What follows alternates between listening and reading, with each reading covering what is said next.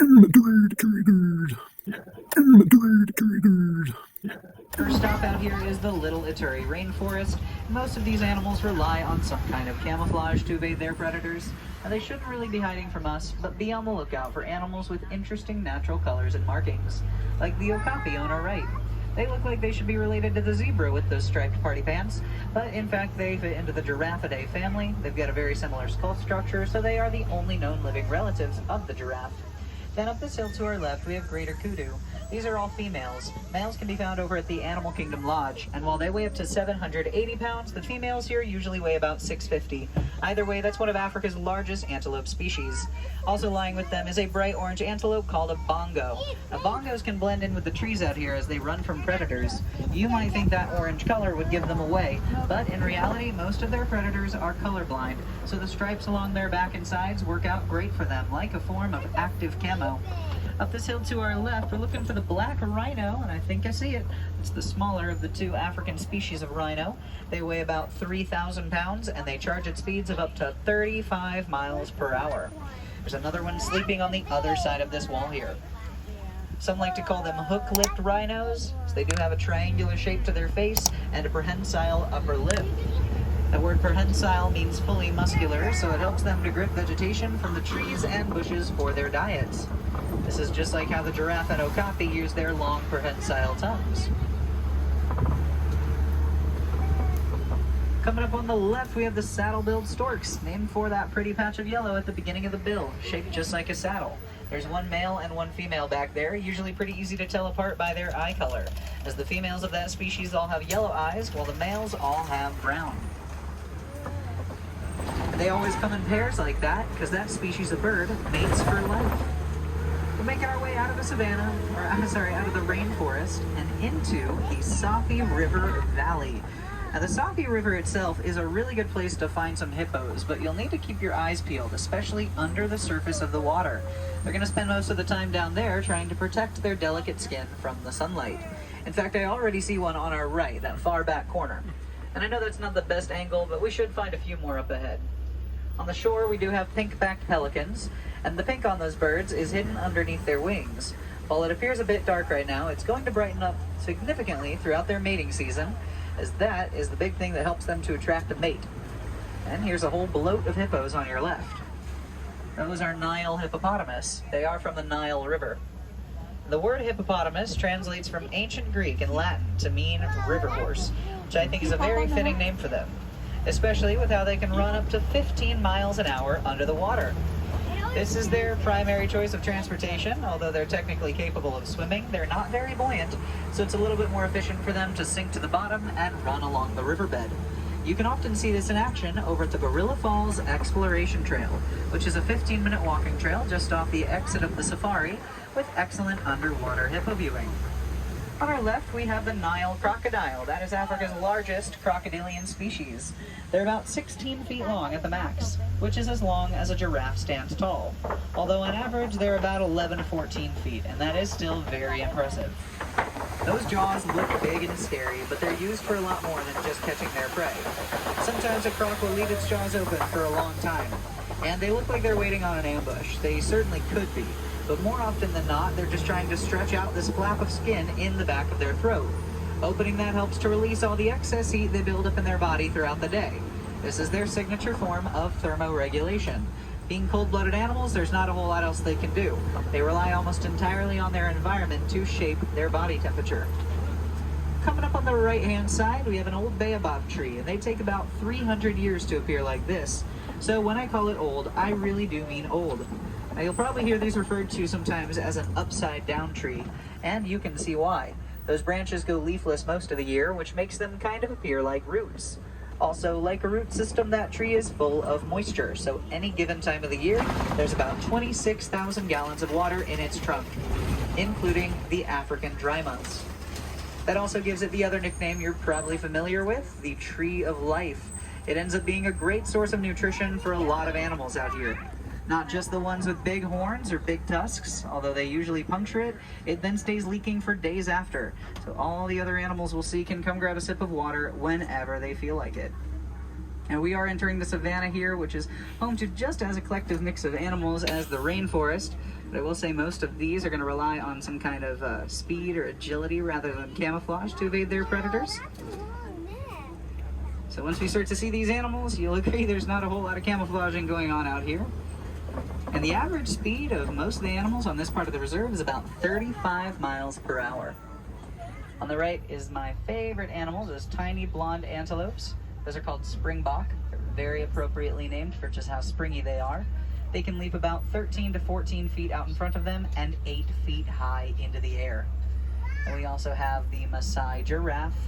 So on your animal spotting guide, it says reticulated giraffe. That spotting guide is older than I am at this point. The reticulated giraffe are now found at the Animal Kingdom Lodge, but they do have that boxier, more squished together, brighter orange pattern, while the Maasai giraffe out here all have this darker, more irregular look to their spots. There's actually 8 different subspecies of giraffe currently recognized in Africa today. We have the Hartmann's mountain zebra as well. That's the only subspecies of zebra with a dewlap, which is just that little extra fold of skin hanging off the neck. May not be able to see it from over here, but it looks like an Adam's apple. It basically just increases their blood flow and helps to regulate their body temperature.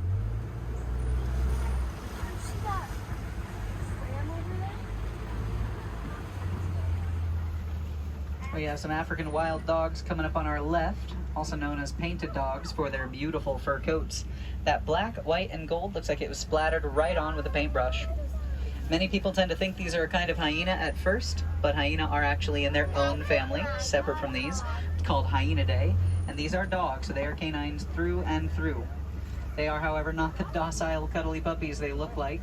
They're actually the most intelligent and successful pack hunters in all of Africa. They have a 90% catch rate. And the one right there on our right is called an eland, and there should be 2 eland out here. That is Africa's largest antelope species, not just one of the largest. There's common eland that weigh up to 1,200 pounds and giant eland that weigh up to 2,000 pounds. Despite all the weight they carry, they can both leap 6 feet high into the air from a standing position. If we look near that giraffe out there on our left, those are sable antelopes. That's the only antelope species that fights back against predators with their horns. They're known for ramming them straight on. And in a fight or flight situation, they pretty much always choose fight. And we have the Ankole cattle here as well, also known as the Watusi cattle for the tribe of people in Africa that first domesticated them. And those animals are still domesticated in Africa today, but they're not really used for product. They're not beef cows or dairy cows. They're more like a status symbol.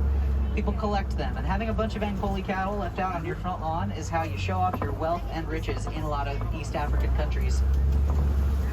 Well, we could probably get a good view of this giraffe eating right here. You may get to see that long prehensile tongue in action. Giraffe tongues are about 16 to 18 inches long, and they're not even the color you'd expect. They're actually dark purple, sometimes even black. Those are colors very high in melanin, so it helps to keep the giraffe's tongue from getting sunburned. It's very important, as giraffes spend about 16 hours out of their day eating, with their tongues outside their mouths, baking in this hot savanna sun. Now on the right is probably one of the hardest animals to miss on safari today, the wildebeest. There's about 1.5 million of them alive in the continent of Africa. Most of them are gathered in or around the Serengeti. So that also makes them the second most densely populated mammals on the entire planet, next only to us humans. Back in 1960, there was only 250,000 wildebeest left. While that probably still sounds like a lot to you, that was an all-time low for the wildebeest population. They grew from that point exponentially, mostly thanks to the breeding efforts of the Serengeti Wildlife Reserve, which was established as protected land for the wildebeest. It's also kind of famous for hosting the Great Serengeti Migration, which is the largest seasonal migration in all the animal kingdom. It does not just include the wildebeest. Plenty of other animals gather on that reserve every year to kickstart their migration, and when they do so, they all kick up enough dust to be seen from outer space. Making our way into Pachyderm Point here, you can see some knockdown trees on the side of the road. That's from the elephants themselves trying to use the trees as a scratching post. While a full-grown elephant can weigh up to 14,000 pounds, usually the trees out here, even the really big ones, don't withstand that kind of weight for long. This is not a bad thing, as downed trees can then be hollowed out and used as a habitat by smaller animals, or if they lay across a body of water, they might be used as a bridge. Some like to refer to elephants as the bulldozers of the savannah, and while they do knock down a lot of stuff, it usually ends up serving some kind of bigger purpose for the ecosystem later on. Even walking around in the forest, they knock out a highway system for smaller animals to move through, and in the same vein, they use their tusks to dig up dried waterbeds that can create fresh new watering holes for other animals to drink from. An elephant's stomachs, like most others, can't process seeds, but they eat a lot, so a single adult elephant produces about 1 ton of seed-filled poop per week. Everything they knock down, they're restoring. Every time they go to the bathroom, they're planting a bunch of trees, fertilizing the ground as they go.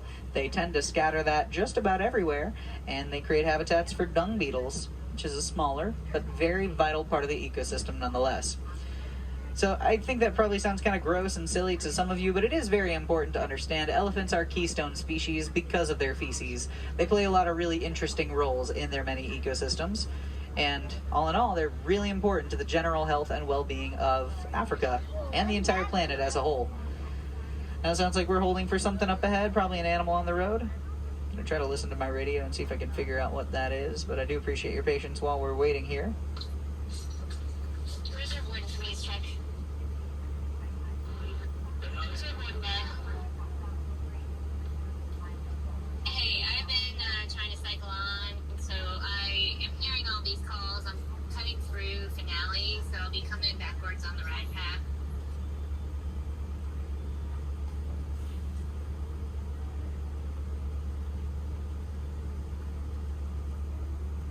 Sounds like that. I didn't actually catch what animal it was, but it is a little bit farther ahead on the reserve towards one of our final sections with the rhinos and ostriches and stuff like that. So it's probably one of those two. But our animal programs, our keepers are on the scene now. They are making their way over to that animal, trying to get it to move out of the road, and I do appreciate your patience once again. I'm going to keep you all updated as I hear anything.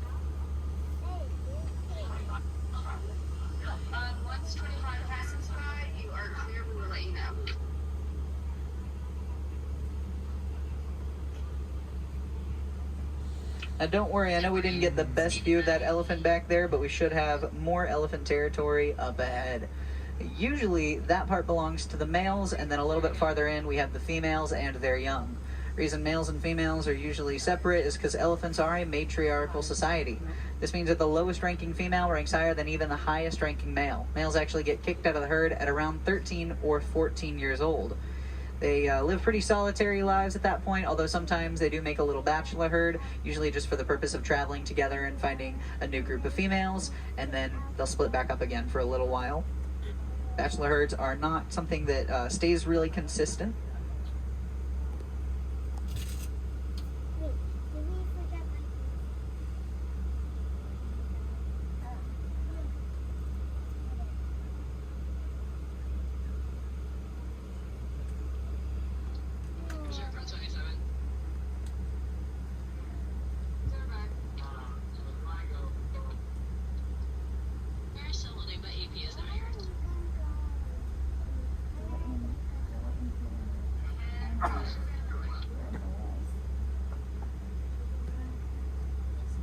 Veins inside their ears and just how they get the blood flowing through there.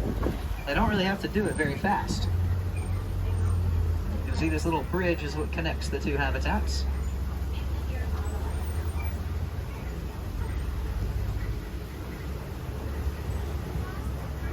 This little bit of road we have right here was dug out through some red clay pits. You can see all that clay on the walls here to the right. You can actually also see some tusk marks in these walls.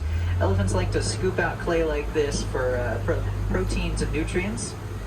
Might sound kind of gross to y'all, but elephant stomachs process it a lot different than ours would. It's very good for them. It's like a dietary supplement, like taking a multivitamin.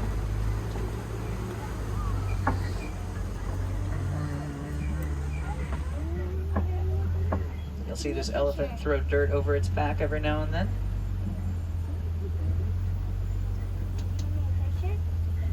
Later on, they'll spray themselves with water, create a nice coating of mud, protecting themselves from any pesky insects. And some of the more sensitive parts of their skin, the harsh rays of the sun, like their organic sunscreen and bug spray.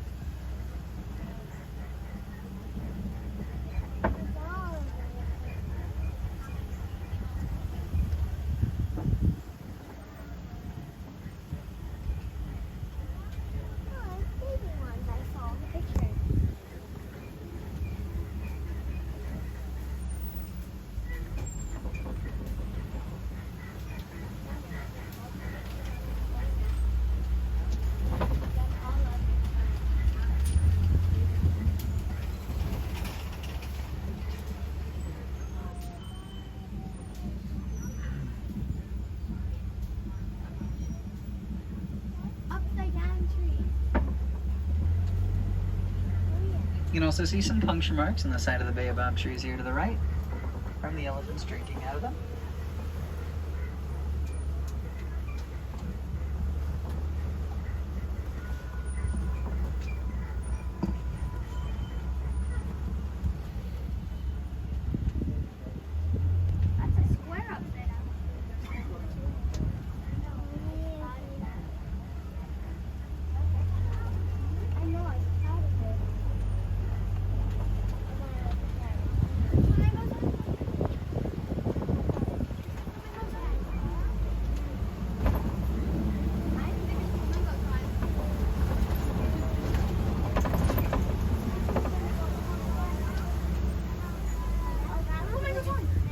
In these waters up ahead, you're going to see the greater flamingo. We do have lesser flamingo over near the Tree of Life, and there's actually a Wilderness Explorer badge associated with them that you can get just by learning a little bit about them.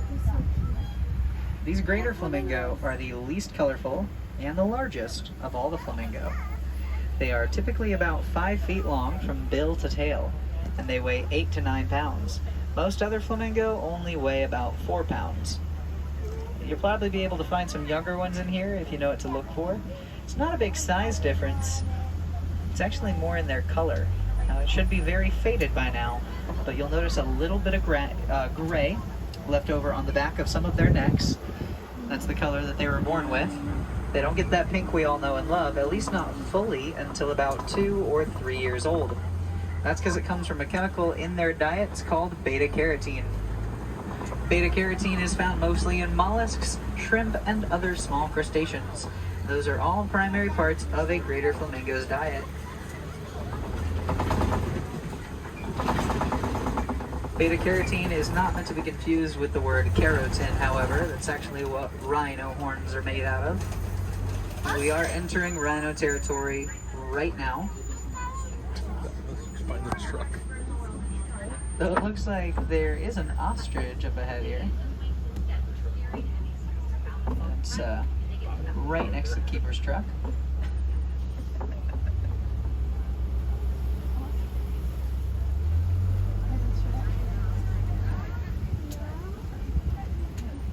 Not only are these the largest birds in the world, they are the fastest animals on 2 legs. The ostriches can run up to 40 miles an hour. And they may be flightless, but I don't really think you need working wings when you can run that fast. Although they still use their wings in a really clever way, as often while they run they'll throw them in the direction they want to turn, and that can help them to cut the air and turn a little bit sharper, kind of like sails on a boat. That is the ostrich's turning signal. Ostriches have eyes larger than their brains, but that's because they've got the largest eyes out of any bird in the entire world.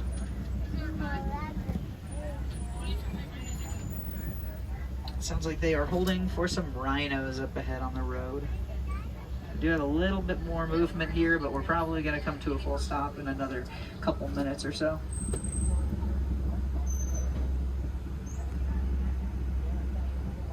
The fastest land animals on the entire planet. They can accelerate from 0 to 60 miles an hour in under 3 seconds, and they top out at around 80 miles an hour. They are the only daytime hunters of the big cats, and that's because their night vision is no better than mine or yours.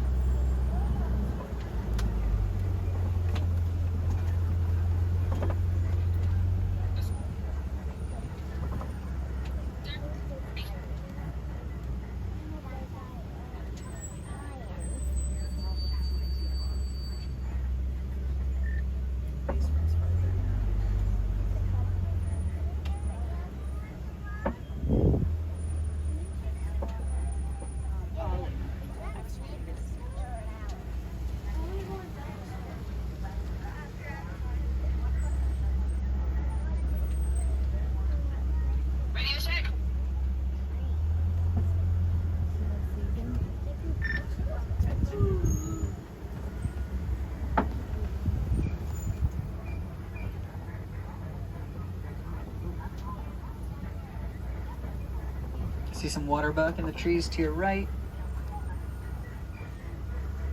Very hidden, but that's another one of my favorite antelopes out there.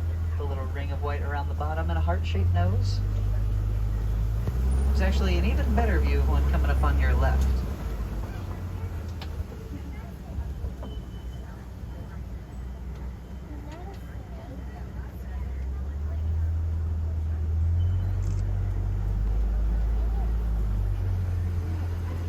The waterbuck are named for the crazy amount of water they drink. It's about 82% more than an antelope needs in its body for the day.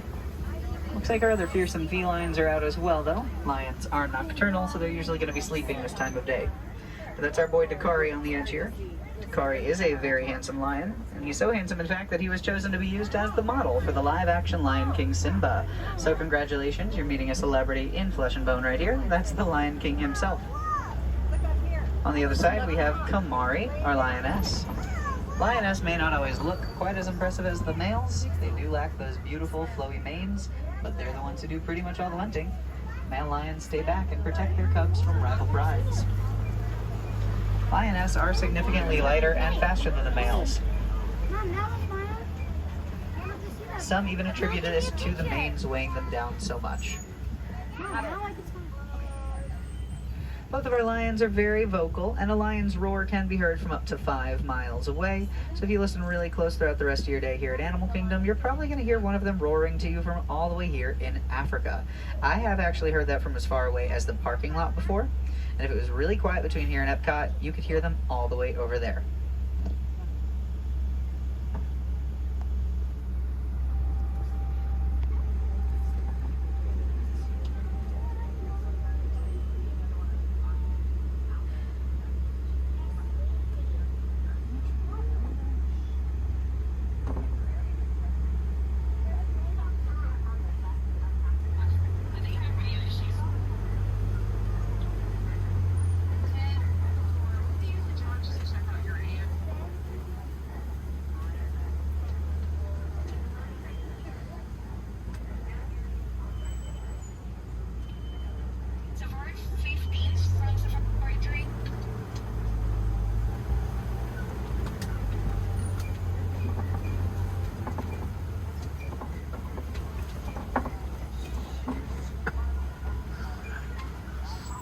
A bumpy ride.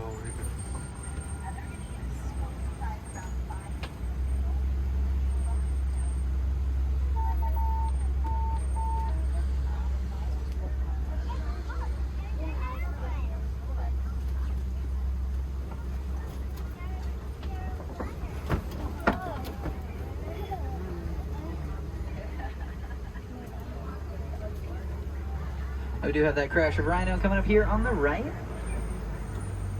And yes, that is what we call a group of them together. Rhinos have terrible eyesight. They can only see about 20 meters out in front of them, and everything they see is a big, blurry mess. They're very nearsighted animals, so they crash into their environments and each other quite a bit. We have one more great view of the ostrich coming here to the left. And if you look on the other side to the right near that tall grass is a small clutch of ostrich eggs. Those are pretty impressive on their own. They're about 3 pounds each and a 1/4 inch thick. They're the largest and strongest bird eggs in the entire world. They can even support a human's weight standing on top of them. Making our way out of the savannah, we are now headed towards the Magadi Glen, which is sadly our final stop on the reserve. But this is also where we find our warden's post.